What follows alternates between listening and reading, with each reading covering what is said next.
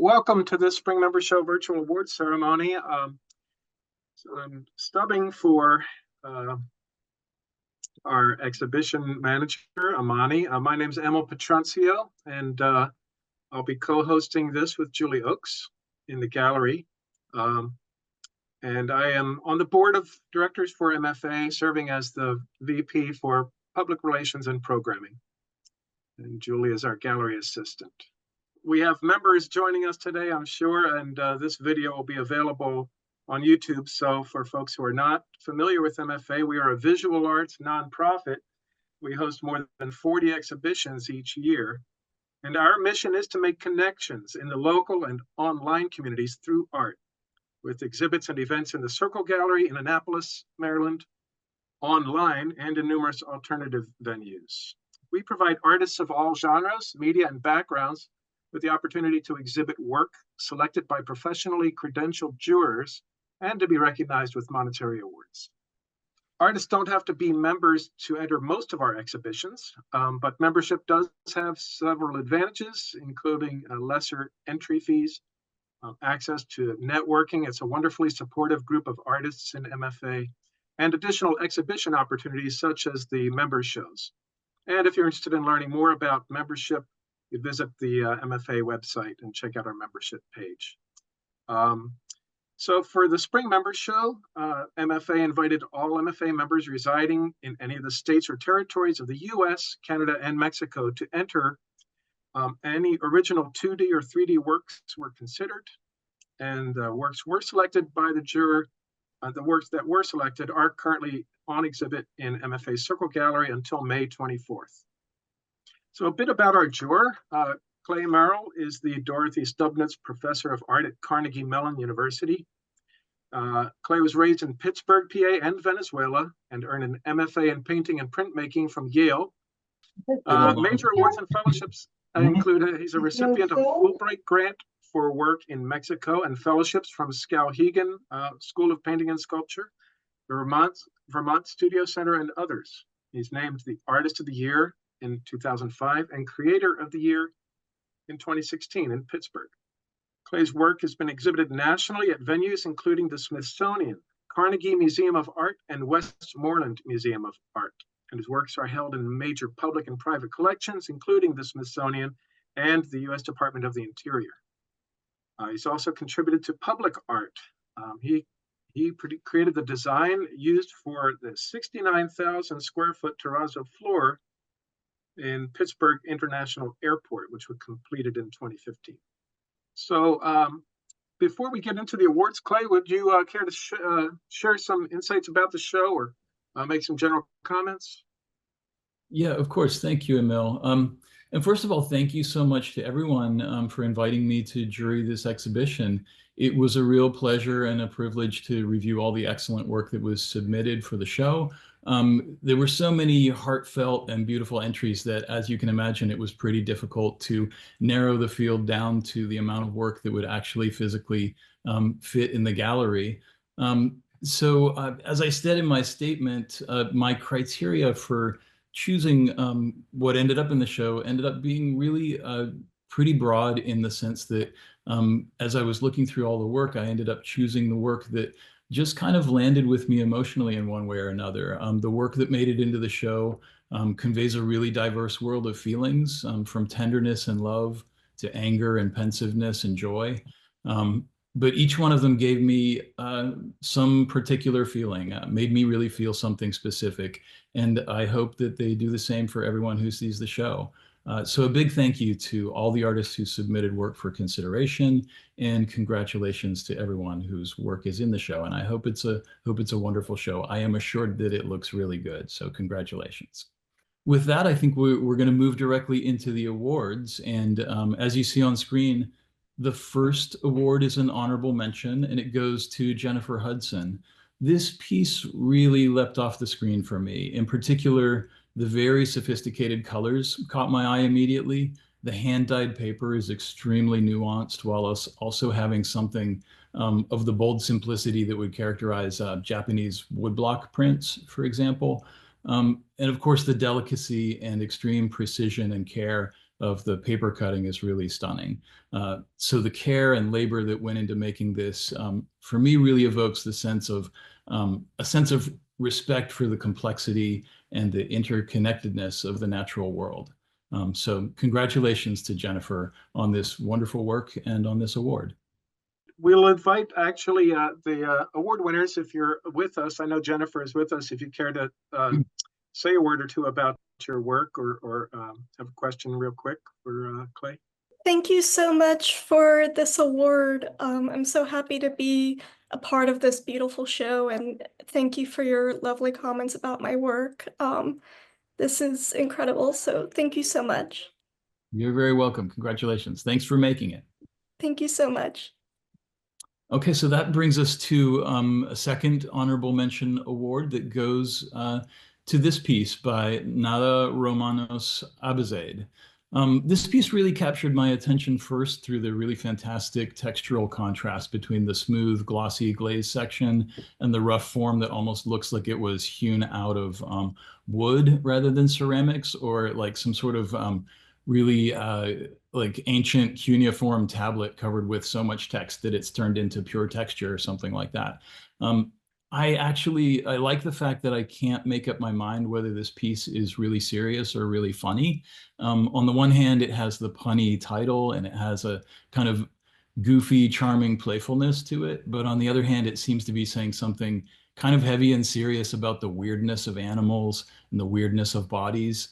In a way, it's reminiscent of the great surrealist sculptor Louise Bourgeois, who I'm a big fan of. So either way, funny or serious, congratulations to Nada on this piece and on this award. Thank you so much for the award and for including me in the show.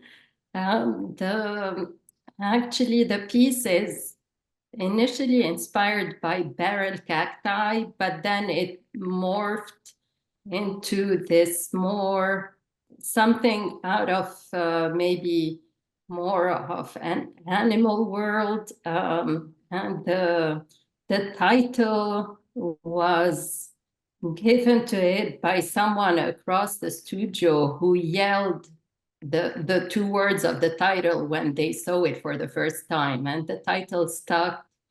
And I thought if someone else views it this way, then that's what it should be called. And yeah, I've always been interested in trying to express other materials with clay. And I'm glad you noticed that it looks like wood or a different material. And so I've always felt that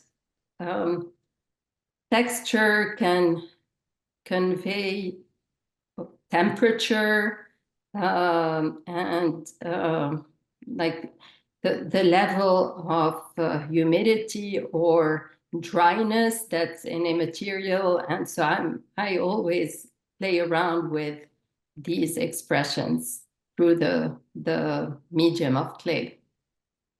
That's great. Now that you mentioned that it started with cacti, it definitely is reminiscent of those cacti that are sort of mimic stones. I'm not sure what the name is, lithops maybe, where they almost look like they're actually rocks, but they're plants. Yeah. Yeah. All right. Wonderful work. Thank you. Thank you. Okay, so for the remainder of the awards, I decided not to give ranked prizes. I opted instead to give 5 equal Jurors Choice awards because it was very difficult to try to think of what that ranking might be. So the remaining awards are in random order. I think they were just dropped into the slideshow however they landed. So the first of these awards goes to this wonderfully weird painting by Cindy Mehr.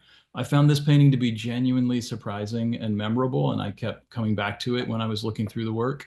The way that this luminous and multicolored object floats in front of the pattern background, for me, created a sense of it magically levitating there, but also the feeling like it was almost about to fall right out of the painting of the surface into our space. It made me think about the strangeness of digital spaces that we all spend so much time in, this digital space that we're in right now, how the glowing artificial world of screens can sometimes feel more real or more absorbing than actual reality. And so the interplay here between flatness and illusion, depth and surface, real and fake, feels very contemporary and true to the very strange visual time that we live in. So congratulations to Cindy on this wonderful painting.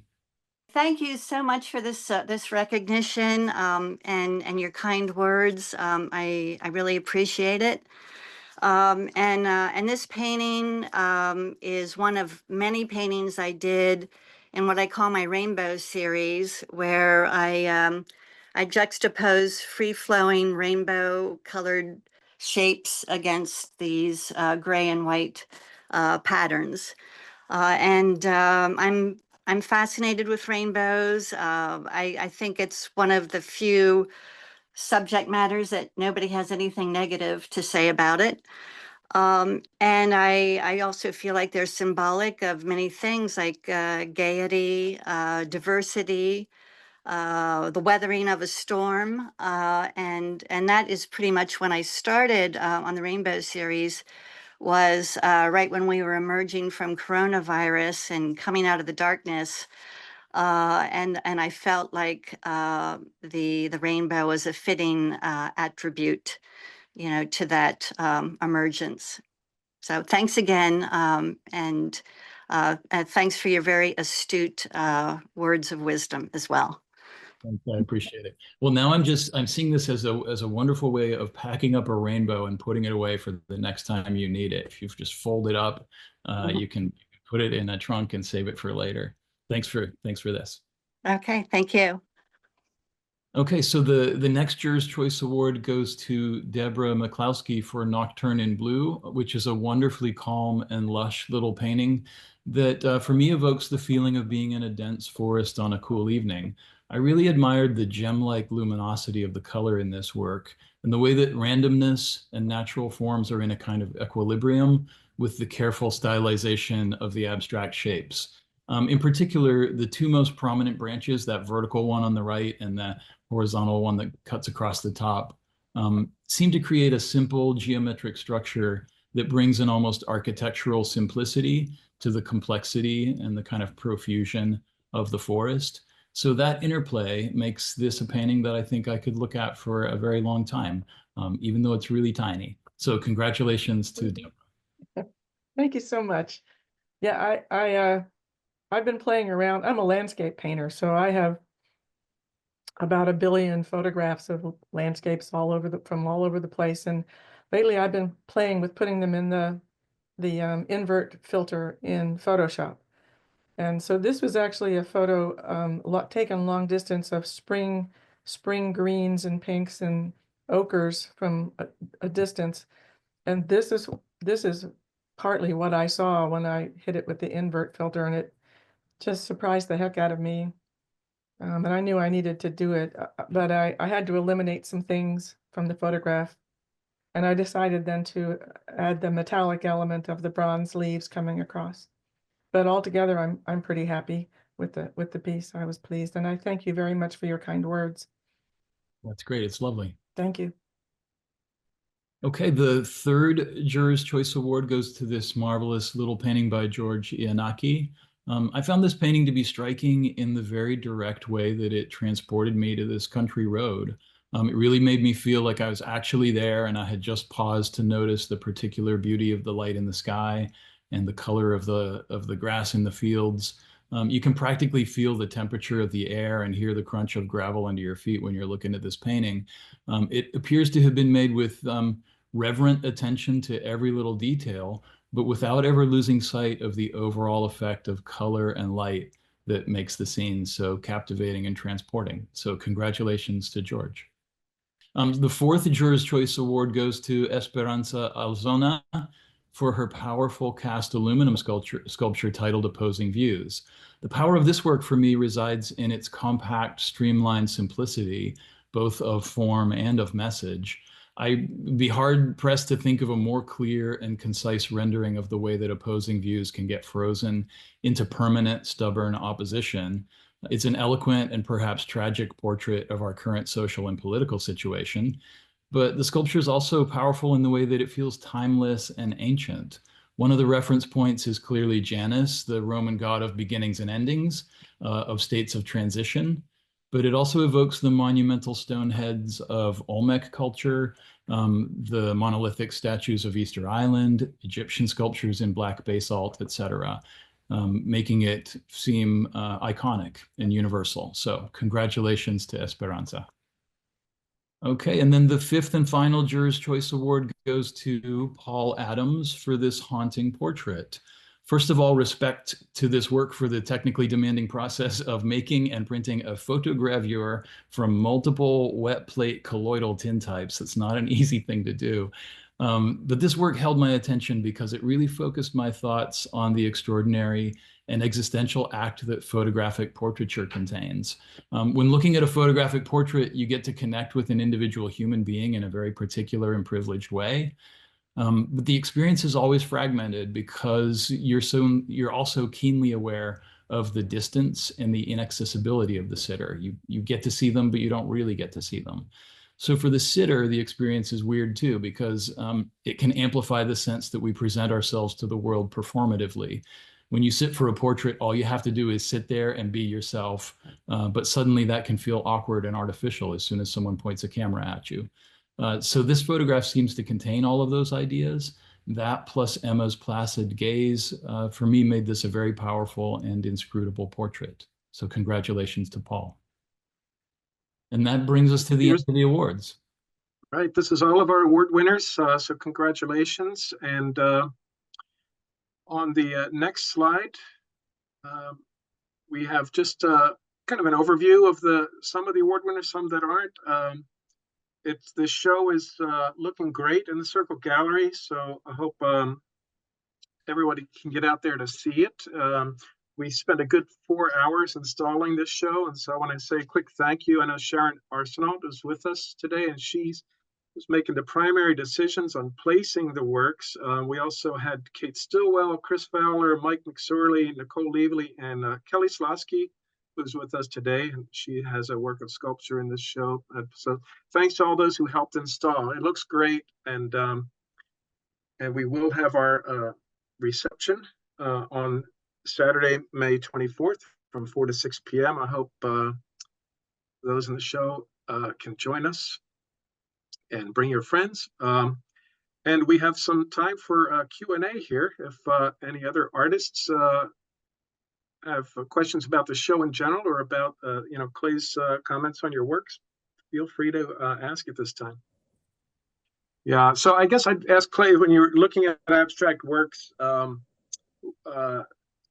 what goes through your mind in selecting works for the show?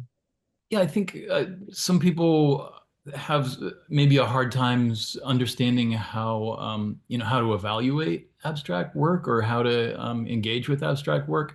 I think for me, it has always seemed fairly straightforward that when you're confronted with something that you don't know what it is, that there are lots of other ways to think about things and look at things rather than identifying them.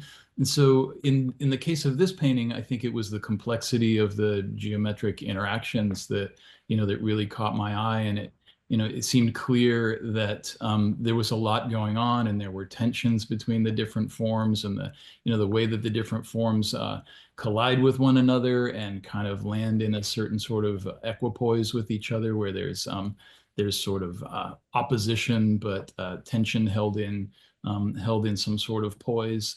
It really just seemed obvious that this was something that somebody had put a lot of thought into, and there was a lot of kind of just intellectual fodder for me as a viewer to look at. And so that's one of the ways that I think I interact with abstract works in general, is to sort of just feel like if this is causing me to think for a long time, then it's just inherently interesting, and it doesn't matter what it is, if it's identifiable or not.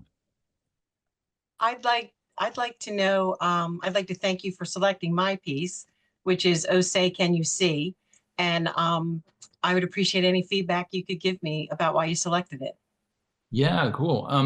So this one is, certainly a very memorable piece. The sourcing of the materials that you put into your sculptures seems like it must be a fascinating process.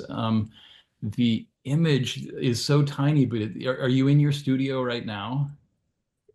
You know, like it looks like the work of Yeah. that sort of grows out of a way of collecting and living with objects and kind of giving respect to the power of objects as things that we surround ourselves with and as things that carry symbolic meanings and have a certain, you know, weight and permanence in our lives and even outlive us in many cases, the histories of objects. And so it seemed just so evident that that all of those thoughts went into this in a general way, and also that, you know, it feels like there's a very kind of pointed, maybe economic and socio-political message in the piece as well. So it resonated with me quite strongly. Thank you. Thank you. I appreciate that. Yeah, it's a piece that I spent probably the most time I've ever spent on a piece. It took a long, long time, and it went through a lot of different iterations. So I'm excited that it's out in the world and that people will get to see it. So thank you. Yeah, that's great. Congratulations. I find your articulation of the award winners and just of everyone's work to be really quite marvelous. I appreciate your insights and a very eclectic range of work that you've selected, but also very, very high quality. I'm really impressed with your selection. But I'm curious, what was the motivation for selecting mine? I appreciate your selecting mine. It's the largest painting I've ever done at 6 feet by 5 feet. But I was curious, what did you find in my work? Yeah, well, first of all, thank you. I appreciate that. The if I remember right, you had a couple of pieces that you submitted, and I don't remember the other ones very well, but this one really caught my attention and held it. And I think it has to do with a number of factors together. The texture and just the brushwork in the painting is really kind of tough and gritty, and you can really feel the effort that it takes to create an image like this. I mean, you can really sense like you're sort of chiseling through the stone and like digging in the dirt here, you know, so there's a physicality about it that I think really comes across even in reproduction. So I appreciated that. And then this sort of the mystery of those skeletal forms in the rock, you know, is this an archaeological site? Is this a kind of an imagined scene? Is this a grave? You know, like really the sense that I'm not entirely sure what I'm looking at. I've spent some time in the Southwest and also in the south of France looking at cave art as well. And so the little, I think they're bison or something down there in the bottom right, you know, they're very intriguing.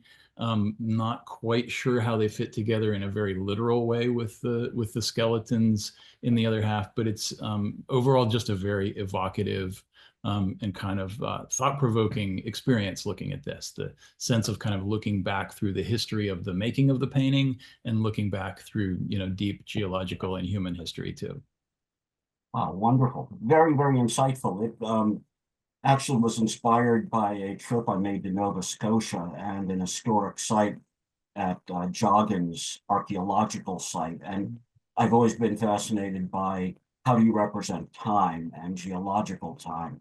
And so, yes, I added a few things that weren't there. And I've always been, I did a series called Fossilized Love, in which these skeletons are in an eternal embrace. And as an art historian, I have a hard time getting out of prehistoric times as a caveman, I guess, because I just love that simplicity of representation, and that information is sort of a key to our lives. So it was a great piece for me to do, and but I've been doing this whole series with nature in a sense, and our connection, especially in these digital times, and losing track of where we are in terms of our beings, and hours consumed on telephones or whatever. So this sort of getting back to nature, but I appreciate your comments. Thank you very much. Of course, thank you. I guess I should jump on the bandwagon, and thank you for selecting my piece for the show. I'm honored. and humbled by it, but I'm curious as to what you saw in this. Yeah. Well, this one, I teach a color theory class is one of the things that I often do here at Carnegie Mellon University where I teach. And one of the assignments that we do in that color theory class is to try to figure out how to put as much temperature into an artwork as we possibly can, so that it's a sort of challenge to think about color as temperature. And so this piece, I think, really hits hard on that level where there's just so much heat. It's like heat within heat within heat. Also being from Pittsburgh, it reminds me a little bit of an iron pour, like steel or iron being molten and poured out of a crucible. So it has a sort of just raw, kind of like visceral feeling sort of impact, I think, this piece. I don't know what inspired it, but it comes across as just a very direct, specific kind of intensity. Well, it's actually the National Gallery of Art, and it was a rainy Saturday afternoon, and I couldn't get outside to play golf, and it was too warm to go skiing, so this is what came out of it. Overcoming boredom. All right, good. Good thing you didn't go skiing that day. Well, no, but okay. So, yeah, Jack, we actually have this work next to Gil Ugliansky's large sculptural stainless steel sculptural work. They look great together. It's really striking as you walk into the gallery, and these are kind of capture your attention. So, Well, that made my day. Thank you. I'm Catherine Farrell, and I would love to hear your feedback on my piece. Hi, Catherine. Oh yeah, this is a lovely one. So I think when I came to making the selections, this one really found its way in because of the wonderful way that the reflection of the shell and the filigree on the surface of the silver platter interact with each other. There's a real delicacy and attentiveness in the way that that you saw, first of all, that you even noticed that kind of like flickering combination of two different things layered into that surface, and that that you were able to sort of render it with such kind of delicacy and minimalism. I just think it worked out really beautifully. The solidity of the shell against that sort of like diaphanous layer of reflection beneath is really strong. I've been doing a series on that silvery tray, which I'm always surprised at how objects look when they're reflected. And I was really going for that dichotomy between the reflected image and the surface qualities of the tray. Mm-hmm. Yeah, it's wonderful that you feel like you could just see right through that tray, even though it's a solid surface. Thank you. And thank you for choosing my piece to be in the show. Of course, congratulations. Thank you. So I believe there were 461 works submitted for this show. So thanks again. Well, and congratulations to everyone selected for this show. And thanks again to Clay for that effort to go through all those works and curate a really fine looking show. Sure appreciate it.